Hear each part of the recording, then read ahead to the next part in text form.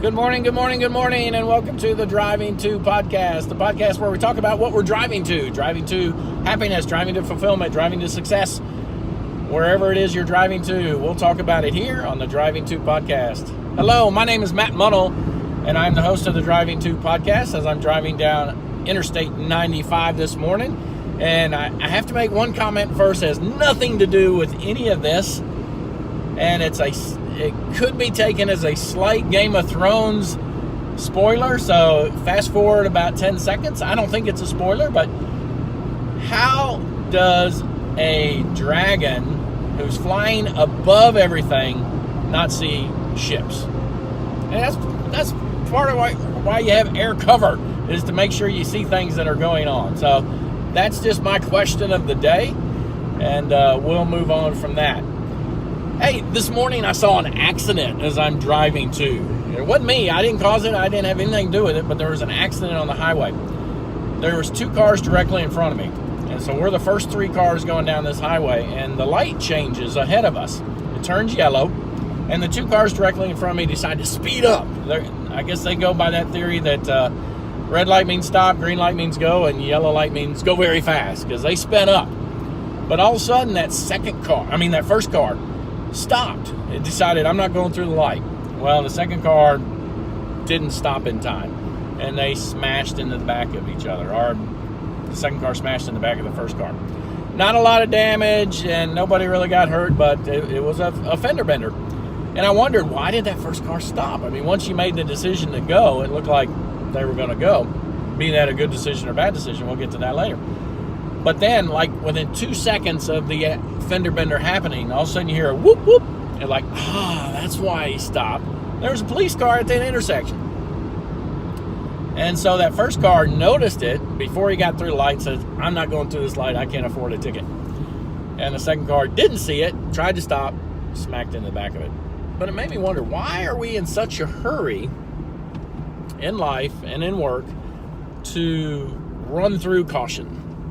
Throw caution to the wind, as they say. Because that traffic light was only 30 seconds long. You know, I sat there and I go through that light every day, and I counted at that time because I wondered, why did they speed up, and then why did they go through the light? Or why did they decide that was the decision to go through the light? And 30 seconds. So they wanted to save 30 seconds of their day, and they end up costing themselves tens of minutes, half an hour, maybe even more than that, an hour. And if there's hidden damage to the car, what that cost, and all of that jazz. So why do we do that? Why do we make that decision? I see it every single day. You know, later on as I'm driving, I saw this pickup truck come flying up behind me, cutting through traffic. It's like, why are we in such a hurry? And I understand in business we have to move fast because everything's changing. In life, we feel the same way. We're crowding so much into our life that we have to get to here and get to there, and we put pressure on ourselves.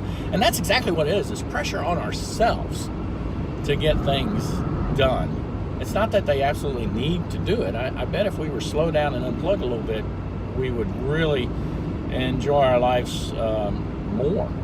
And I'm challenging myself to do that.